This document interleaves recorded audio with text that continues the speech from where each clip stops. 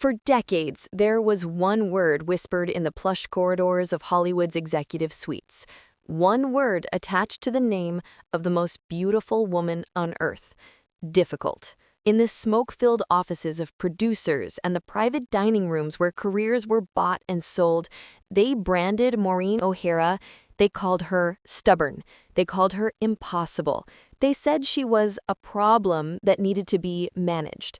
The studio system, that great machine of dreams and nightmares, did everything in its power to sabotage her career, to bury her talent beneath unworthy scripts, and to blacklist her from the roles she was born to play. But John Wayne knew the truth. The Duke, the man who stood taller than the Hollywood sign itself, knew exactly why his sister, Maureen, was being targeted. Years later, in a moment of rare vulnerability with a trusted confidant, Wayne revealed the dark reality behind the whispers. According to the Duke, Maureen wasn't difficult at all. She was simply the only queen who refused to kneel before the corrupt kings of the industry. She was the only woman with the courage to look the men in gray suits in the eye and say no to their bedroom doors. She refused to play the game. She refused the casting couch. And for that sin, the sin of having a backbone, she paid a price that would have broken a lesser soul. Today, we are dusting off the old files. We are ignoring the fan magazines and the studio press releases. We are looking at the evidence. Why did the Academy wait until she was in a wheelchair to honor her? Why was she left alone at the height of her fame? And what did those secret studio memos really say about the woman who couldn't be bought? Welcome to the court of public opinion. The defendant is the golden age of Hollywood, and the witness is history itself. Because what you are about to hear isn't just a biography, it is the story of a woman's war for her soul. To understand the crime, you have to understand the scene of the crime, 1940s Hollywood. To the audience sitting in the dark theaters of Middle America, it was a paradise, a technicolor dreamscape where the good guys always won and the stars lived in clouds of perfume and champagne. But walk through the heavy iron gates of the major studios, and the dream evaporated. It was a factory, and the actors, they were livestock. In those days, a contract player owned nothing, not their image, not their name, not even their own face. The studio decided who you dated. They decided if you could get married. They decided if you were a brunette or a redhead. If you resisted, your salary was frozen. Your reputation was shredded in the gossip columns. You were erased. Into this meat grinder stepped Maureen O'Hara. She came from Ireland, bringing with her the fire of the Atlantic winds. She was breathtaking. The camera didn't just love her, it worshipped her. She was the queen of Technicolor, but the moguls made a fatal miscalculation. They saw a pretty face. They didn't see the iron will behind it. Consider the testimony of Clara, a name we will use to protect the identity of a seamstress who worked in the RKO wardrobe department for 30 years. Her diary, found in a estate sale decades later, offers a chilling glimpse into the pressure cooker Maureen was thrown into. In an entry dated October 1942, Clara wrote, "Miss O'Hara came in for her fitting today. Her eyes were red again. The makeup girls were snickering in the corner, calling her moody. They don't know. As I pinned the dress, that terrible, revealing thing the producers insisted on, I felt her trembling. She whispered to me, 'Clara, they think I am a mannequin. They think because they pay for the dress, they own the woman inside it. But I breathe. I have a soul.' I saw the weight on her shoulders that day. It wasn't the weight of the costume, it was the weight of their filthy hands." Clara's observation was the first tremor of the earthquake to come. Maureen was beginning to realize that in this town, talent was secondary to obedience. There is a story, passed down like folklore among the old-timers of the backlots. It involves one of the most powerful studio heads of the era, a man whose name was synonymous with power and predation. He summoned Maureen to his office, under the guise of discussing a new script. The meeting was a trap. It was the ultimatum every young actress feared. Be nice to me, and you'll be a star. Most would have cried. Some would have complied. Maureen O'Hara did neither. Witnesses say the door to that office didn't just open, it flew open. Maureen walked out, her head held high, her face flushed not with shame, but with a righteous, blinding fury. She didn't leave with a new contract. She left with her dignity intact. But as she walked down that hallway, the sound of a pen scratching on paper sealed her fate. In the ledger of the powerful, right next to her name, the judgment was written in red ink. Difficult. What did it mean to be difficult in the 1950s? It was a professional death sentence, executed slowly. They couldn't fire her. The public loved her too much. Her movies made money, so the system chose a crueler punishment, the war of attrition. They began to starve her artistically. They sent her scripts that were insults to her intelligence, pirate movies, harem movies, roles where she was nothing more than a prop to be kidnapped, tied up, and rescued by a dashing hero. She was a decoration.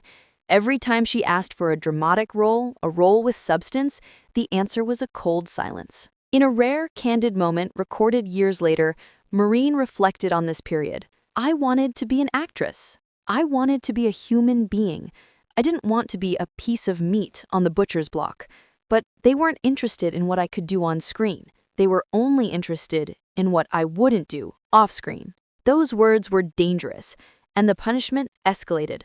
The smear campaign began. The gossip columnists, the studio's loyal attack dogs, started to chip away at her image.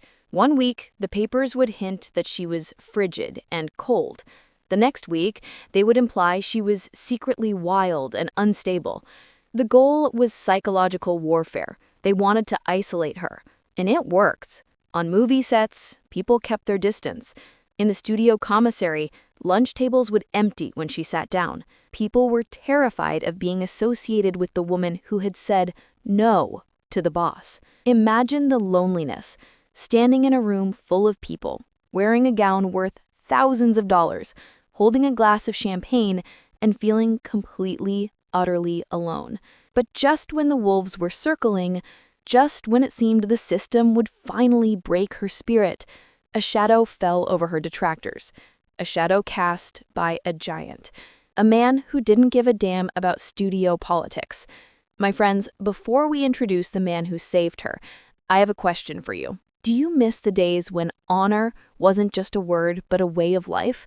Do you believe that the truth, no matter how old, deserves to be told? If you stand with Maureen O'Hara, if you stand with the values of the Duke, please take a second to like this video.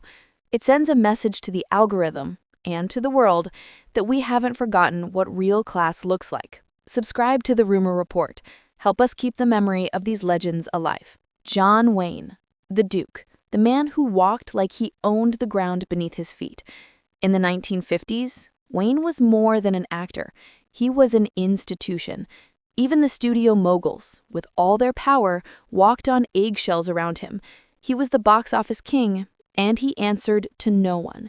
When Wayne and O'Hara were cast together in Rio Grande, the crew braced for impact. Two strong personalities, two stubborn Irish souls. They expected fireworks. They expected a clash of titans. Instead, they witnessed the birth of the greatest friendship in Hollywood history. Why? Because John Wayne was a man who could spot a fake from a mile away. And when he looked at Maureen, he didn't see the difficult diva the producers warned him about. He saw a fighter. He saw a kindred spirit. Wayne famously said, "Maureen O'Hara is one of the greatest guys I know." To modern ears, that might sound strange, but in the language of the Duke, it was the highest praise possible. It meant she doesn't lie, she doesn't whine, she stands her ground. This bond was tested during the filming of The Quiet Man. The director, John Ford, was a genius, but he was also a tyrant. He was known for bullying his actors to get a performance, breaking them down psychologically. On set, Ford turned his sights on Maureen. He berated her. He insulted her appearance. He tried to humiliate her in front of the casting crew, pushing her to the breaking point. But Maureen didn't break, because the Duke stepped in. An old lighting technician, whose name is lost to time, but whose story survives, recounted the moment. Ford was screaming at Maureen, his face purple with rage. Suddenly, a massive hand landed on the director's shoulder. The set went dead silent. John Wayne loomed over the director and said, quietly, but with the force of a tectonic plate shifting, "That's enough, Jack. You yell at her one more time, and you're making this picture alone." Even the great John Ford swallowed his words, because Wayne had declared her family, and in the Wild West of Hollywood, nobody touched the Duke's family. This protection gave Maureen room to breathe. The studios couldn't attack her directly anymore, but the system was vindictive. If they couldn't break her on set, they would try to destroy her in the court of public opinion. The year was 1957. The weapon was Confidential magazine. If you remember Confidential, you know it wasn't just a tabloid. It was a weapon of mass destruction. It thrived on ruining lives, printing lies about the private lives of stars, fueled by paid informants and studio leaks. That year, they put a target on Maureen's back. The magazine ran a cover story so vile, so disgusting, that it is difficult to even repeat it today. They claimed that Maureen O'Hara had been caught in a lewd act with a man in the back row of the Grauman's Chinese theater. The article painted her not as a star, but as a degenerate. The intent was clear: to humiliate her so profoundly that she would never work again, to make her radioactive. Her lawyers told her to ignore it. If you sue, they warned, you will only drag it out. The mud will stick. Just let it go, Maureen. That was the standard advice. Silence. Submission. But they forgot who they were dealing with. Maureen O'Hara didn't do submission. She did the unthinkable. She sued Confidential magazine. She dragged the beast into the sunlight. The trial was a circus. The magazine's lawyers were sharks, ready to tear her apart on the stand, ready to twist every word. But Maureen had an ace up her sleeve, a piece of evidence so simple, yet so undeniable, that it shattered their entire case. She walked to the witness stand, her face calm, her green eyes burning with cold fire. When the defense attorney grilled her about that night at the Chinese theater, she didn't scream, she didn't cry. She simply pulled out her passport. On the date of the alleged incident, Maureen O'Hara wasn't in the Chinese theater. She wasn't even in Los Angeles. She wasn't even in the United States. She was in Spain, filming a movie. The passport stamps proved it beyond a shadow of a doubt. The courtroom gasped. The lie was exposed. It wasn't just a mistake, it was a fabrication, a hit job. Maureen won the case. Confidential magazine was forced to pay damages, a blow that contributed to its eventual demise. But for Maureen, it wasn't about the money. It was about looking the monster in the eye and saying, "You cannot touch me. My honor is not for sale." She had won the battle, but the war had taken its toll.